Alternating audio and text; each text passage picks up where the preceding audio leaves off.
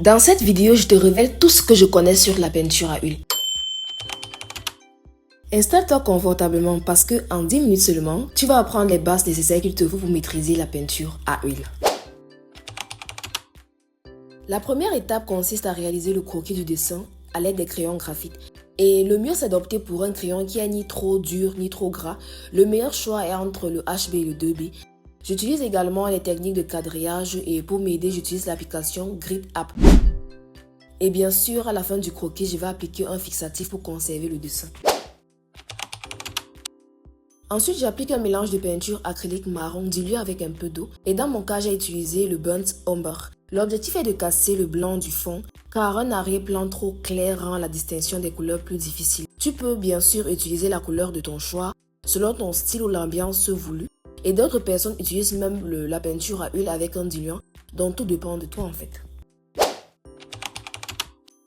Alors j'apprête mes peintures à huile et ce sont les peintures 170 ml que j'utilise. Elles sont disponibles chez M4 Boutique à petit prix. Tous les produits que je vais utiliser aussi sont disponibles chez M4 Boutique à des prix abordables. Donc voilà ma palette et elle est assez variée, mais ne vous inquiétez surtout pas si vous n'avez pas toutes ces couleurs. Déjà, pour reproduire la peau africaine, je vous conseille d'utiliser les couleurs marron, burnt umber, raw umber, burnt sienna. En fait, les terres de sienne brûlées et les terres d'ombre brûlées et toutes ces variétés-là vont vraiment vous faciliter la tâche. Ensuite, les couleurs indispensables selon moi sont les rouges, les jaunes et les blancs. La couleur noire n'est pas obligatoire et ça va dépendre du modèle que vous avez devant vous. Et maintenant, pour nuancer le ton selon les ombrages et les effets de lumière externe sur la photo, vous pouvez ajouter un peu de bleu, de violet, de rose, etc. Dans mon cas, j'ai des couleurs ocre rouge et ocre jaune. Et franchement, ce sont des vrais facilitateurs de teint. Ça m'aide à dessiner la peau, à créer certaines couleurs un peu plus facilement. Et je mélange les couleurs à l'aide de mon couteau à palette qui est vraiment très efficace et indispensable également. Pour la suite, je vais utiliser le Fast Dry Medium qui aide à accélérer le séchage de la peinture. J'ajoute aussi le Oil Medium qui permet de rehausser la qualité de la peinture et de faciliter l'estompage. Ensuite, le Terebinth ou bien le Turpentine qui est le diluant. Et je vais faire un mélange des trois et c'est ce que je vais utiliser pour travailler confortablement. Alors, je commence le remplissage de la peau en dessinant du plus foncé vers le plus clair. La même règle s'applique pour le dessin au crayon, si vous observez bien. Simplement ici, je vais poser d'abord les nuances les plus foncées, puis aller vers les nuances les plus claires. Je dépose chaque couleur à sa place et c'est pourquoi j'ai besoin d'une large palette de couleurs à mélanger dès le début. Ensuite, en cours de réalisation, j'observe, et c'est très fréquent, des teintes qui apparaissent de je ne sais où et je dois les réajuster à partir de ma palette en ajoutant par exemple du rouge, du bleu, du jaune, selon ma convenience en fait.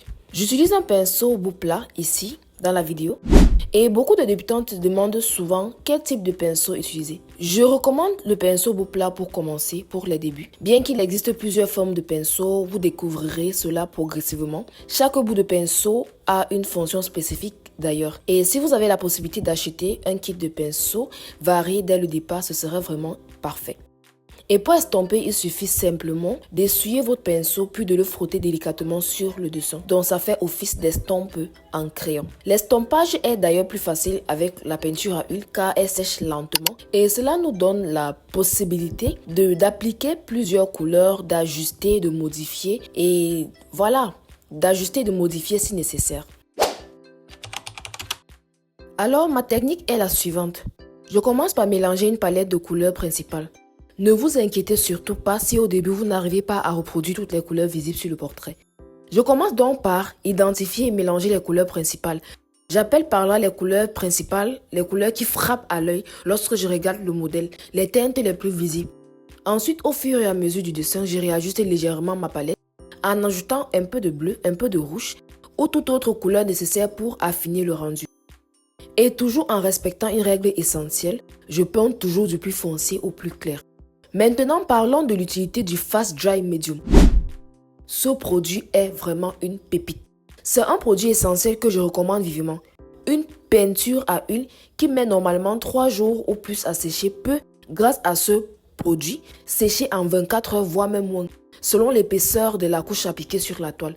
Cela permet d'appliquer rapidement une deuxième, voire même une troisième couche et ce qui facilite énormément le travail. C'est un véritable game changer. Et personnellement, je ne peux plus m'en passer. Je vous invite même à expérimenter. Réaliser un dessin sans le Fast Dry Medium et réaliser un autre dessin avec le Fast Dry Medium et observez vous-même la différence. Vous reviendrez me dire que j'avais raison. Tous ces produits sont disponibles chez M4 Boutique avec livraison et expédition partout au Cameroun et en Afrique. N'hésitez pas à nous contacter, le lien WhatsApp de la boutique disponible en bio. Et surtout, n'oubliez pas de vous abonner pour m'encourager. Et si ce genre de contenu vous plaît, dites-moi en commentaire pour que je continue à en produire davantage. Donc, en résumé, voici ma technique. Je pose une première couche de base, puis j'ajoute une deuxième couche avant que la peinture ne soit totalement séchée, c'est-à-dire je fais des modifications. Je réajuste encore les teintes si c'est nécessaire. Et ensuite viennent les effets d'ombrage. Et enfin les effets de lumière et les détails à l'aide de pinceaux de précision et tout ce qui va avec. Et enfin, j'aimerais rassurer ceux qui hésitent à se lancer dans la peinture à huile par peur de la toxicité. Oui, parce qu'on nous dit souvent que la peinture à huile, ça sent mauvais, les diluants sont toxiques, à la longue, on peut risquer des problèmes de poumons et toutes ces choses. J'aimerais vous dire que ça va dépendre de la marque. Par exemple, la marque que j'utilise, la marque Picasso, l'odeur de la peinture n'est pas forte. Et également, vous n'êtes pas obligé d'utiliser le Terebint. Vous pouvez utiliser des diluants pour peinture à huile qui sont inodores. Oui, il existe des diluants pour peinture à huile inodores.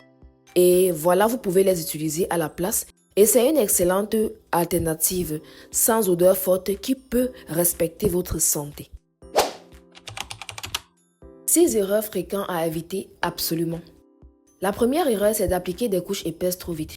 L'huile sèche lentement et si on superpose des couches épaisses trop rapidement, la peinture du dessous ne sèche pas bien et peut craqueler. Donc allez-y doucement. La deuxième erreur, c'est d'ignorer la règle de gras sur maigre. En réalité, il faut que chaque nouvelle couche soit plus grasse, en d'autres termes plus transparente que la précédente. Sinon, la peinture risque de fissurer en séchant. Et vous allez remarquer que plus vous allez avancer, plus vous allez utiliser beaucoup de médium comparé à vos débuts. La troisième erreur, c'est de ne pas bien préparer son support de dessin. Le support de dessin ici peut être une toile, un papier ou bien du bois. Il est important de bien apprêter votre support parce que si votre support n'est pas bien apprêté, il peut absorber trop de peinture, il peut rendre les couleurs fades. Donc c'est vraiment très important. Vous pouvez apprêter en utilisant du gesso. Et si vous n'avez pas assez de moyens, vous pouvez opter pour la peinture acrylique blanche de bonne qualité. La quatrième erreur à éviter, c'est d'utiliser trop de solvant, comme le Terebint. Évitez d'en utiliser trop. Trop de solvant rend la peinture trop fluide et transparente et ça peut nuire à la brillance de la peinture. Donc, il faut utiliser modérément et augmenter progressivement. La cinquième erreur, c'est de manquer de patience. L'huile demande beaucoup de temps. Même si vous utilisez un Fast Dry Medium, vous devez prendre votre temps pour dessiner, corriger les erreurs et tout. La sixième erreur, c'est d'éviter d'utiliser des peintures qui ont déjà durci. Lorsque vous avez fait des jours sans utiliser la peinture, n'utilisez plus la même peinture exposée au froid. Changez de palette de peinture parce que vous risquerez de créer des boules sur votre tableau. Pour réaliser les détails, utilisez les pinceaux de précision. On ne peut pas aspirer à l'hyperréalisme sans les pinceaux de précision. C'est quasi impossible. Les pinceaux de précision sont très fins et c'est vraiment indispensable pour apporter la finesse nécessaire à votre œuvre. Et chez M4 Boutique, nous avons justement tout ce qu'il vous faut. Les pinceaux de précision, les pinceaux fins, les pinceaux lignes, différents calibres qui aident pour dessiner les yeux, les cheveux, les cils, la texture de la peau et bien d'autres. Je réalise l'arrière-plan à l'aide de la peinture acrylique. Vous pourrez également utiliser la peinture à huile, ça dépendra de vous. Maintenant, l'arrière-plan est quelque chose de vraiment très important. Si vous échouez l'arrière-plan, vous risquerez de diminuer la beauté de votre tableau. Donc, pour être sûr, il faut par exemple prendre une belle photo de votre œuvre sans arrière-plan. Et maintenant, retirer l'arrière-plan en ligne à l'aide des sites tels que Remove Background, Removal IA. Et ensuite, vous allez aller sur Ibis Paint X et varier les arrière-plans, voir lequel correspond le mieux à vos attentes afin de l'appliquer sur le dessin. Voici le résultat final. Et plus tard, j'ai appliqué le vernis à huile de la marque Picasso, le vernis Gloss Picasso dessus, pour conserver le dessin et le garder rayonnant. Donc, que pensez-vous du résultat? Est-ce que vous avez des questions et des préoccupations? Et quel serait le prochain contenu que vous aimeriez que je fasse pour vous?